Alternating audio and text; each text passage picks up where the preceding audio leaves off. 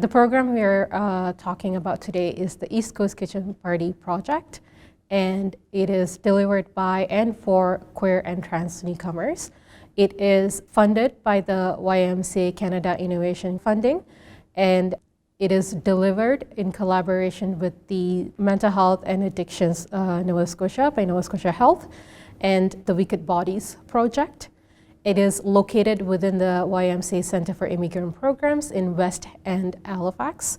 So the goals were to connect newcomers who are queer and trans with each other. So it's a community development project where folks are getting to meet one another, creating community, reducing self-isolation and social isolation, and having facilitated mental health conversations, and like reducing the stigma, because a lot of newcomer communities do not talk about mental health or mental wellness in any way, and that's like something I've been wanting to like reduce the barriers of and like make it a safer space for folks to come and talk about mental wellness in a more an asset-based way. The East Coast Kitchen Parties project has several components to it.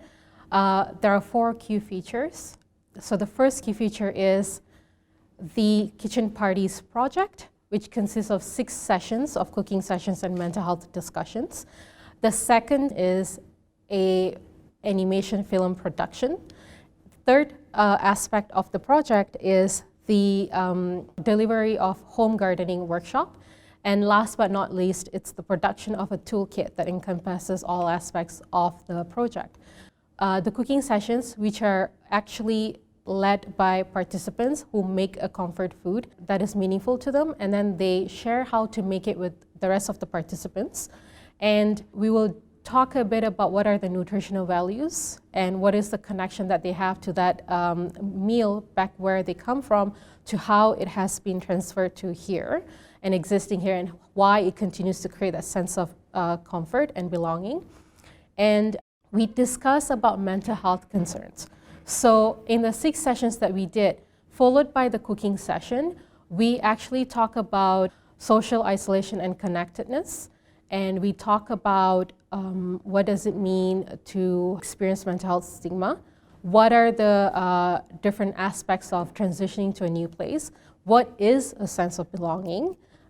What does it mean to experience food insecurity? And how can accessibility to food be increased? So those were some of the things that we explored and experienced in the first feature of the project. The second feature is the Wicked Bodies animation video, which we worked together with Wicked Bodies team. And we talk about how disordered eating is experienced within queer and trans, racialized and immigrant communities. Participants will be interviewed, and in order to respect their identities and also provide a sense of privacy and security and confidentiality, the interviews will not be developed into first-person documentaries. Rather, they'll be animated or animation video, so that the message gets across, what they want to say gets across, but not necessarily divulges on the identities of individuals.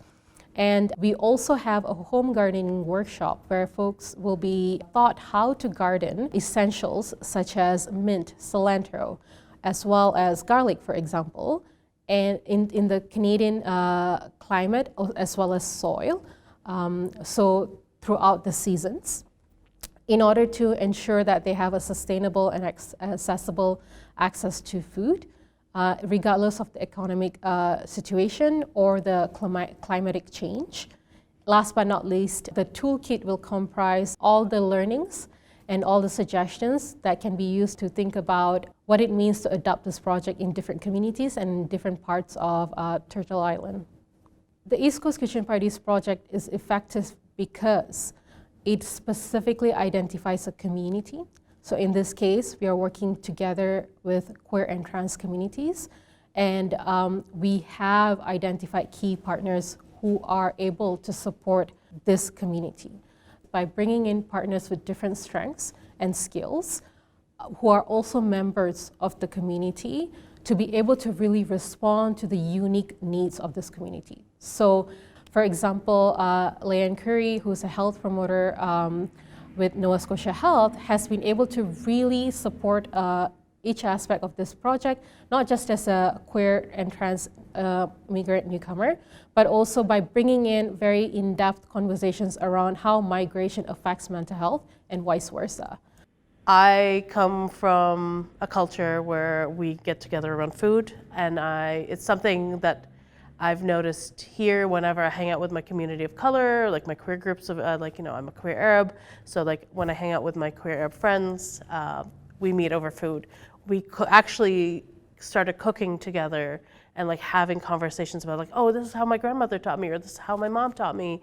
And I found like a lot of folks like tend to open up more when there's food involved, and it like creates a safer space for folks. There was a quote somebody had said during the one of the sessions where they're so used to eating with their family and their extended family, and now like it's hard cooking now because they're cooking for one person rather cooking for many, and like eating by yourself it was so lonely for them, so like having a space where you can eat with other folks was really important. What is novel about the East Coast Kitchen Parties project is that it very much incorporates the agency of participant at each and every aspect of the implementation of the project. When folks are coming into a space of service provider, what they're able to do is take that agency by saying that I'm going to be delivering, for example, how to cook a meal today. And in a space of discussion, for example, everyone is asked to share unless they're uncomfortable to. And we ensure that climate is created so that no one feels that they have not been able to speak. And having trans interpretation has been extremely helpful in all our spaces because folks feel that they have been able to actually speak about what they think without feeling that they have not been able to participate because of language challenges. When you're working with queer and trans newcomers, regardless of their background, there's always been a culture of silence, which means that queer and trans folks do not necessarily feel comfortable sharing identities related to their gender or their sexual orientation within service providing organizations.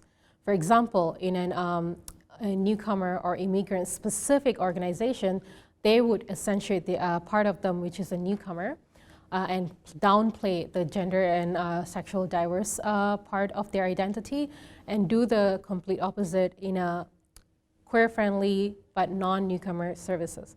The goal of this project is then to be able to bring that together.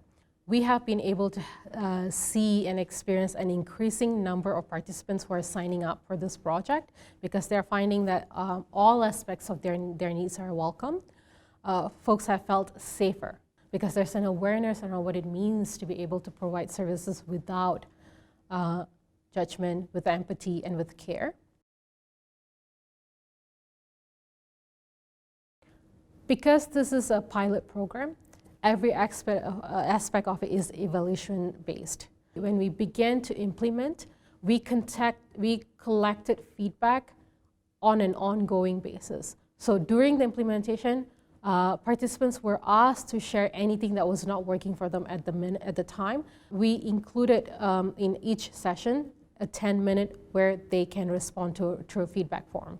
And we create a situation or a space where participants feel that they can actually provide substantial, but also any feedback. Nothing is right or wrong.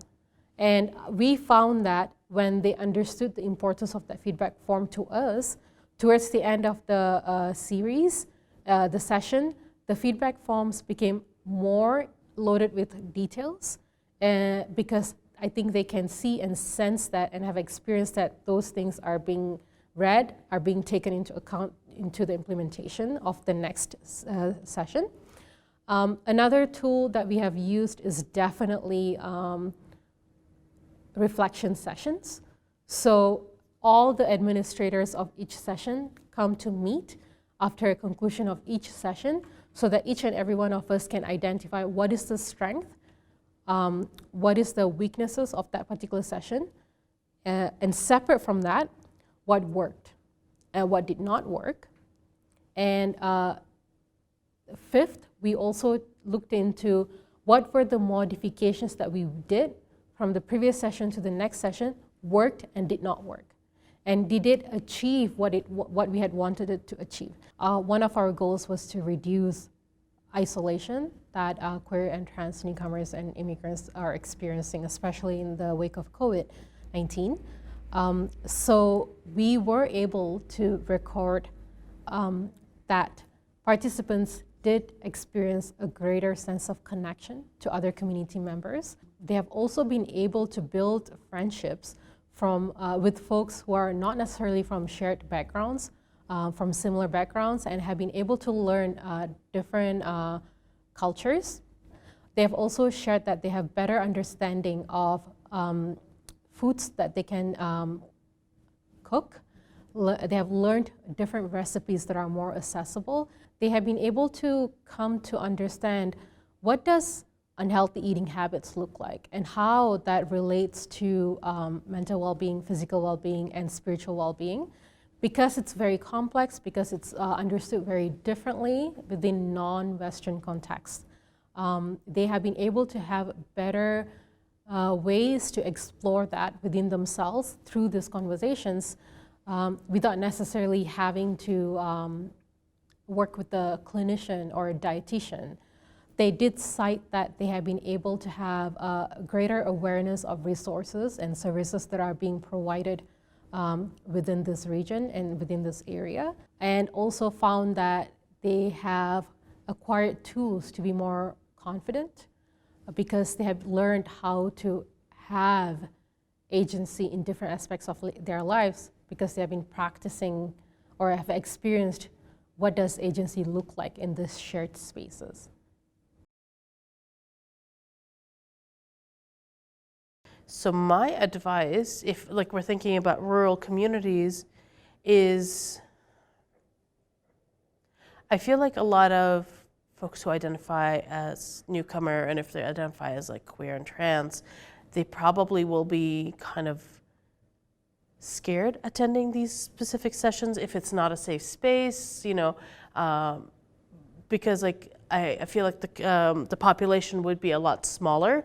And if they're like, oh, what if this person saw me come in? So when we did our sessions, we did them on a Sunday because we knew the center was not going to be used very much. Halifax has an already small like queer and trans newcomer community, so I feel like if you're going rural, it's going to be even smaller.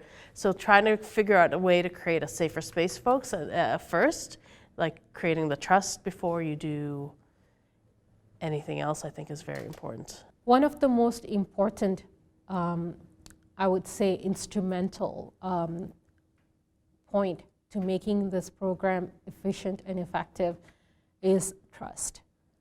Without the trust of participants the people who are delivering and creating those spaces, including the interpreters who are coming into the space, we would not be able to create or even encourage the level of agency that we have seen in this program.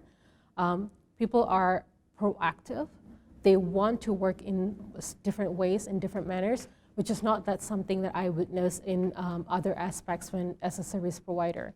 So I would encourage any other service providers to really think about what it means to create trust in a very, and to include elements of transparency, to include elements where folks can have their voice be included in an effective and intentional manner at all aspects, not just during and in the room. They need to be able to see that what they're saying in one session is being implemented in the next session. That is how the trust and transparency part and accountability part gets transmitted.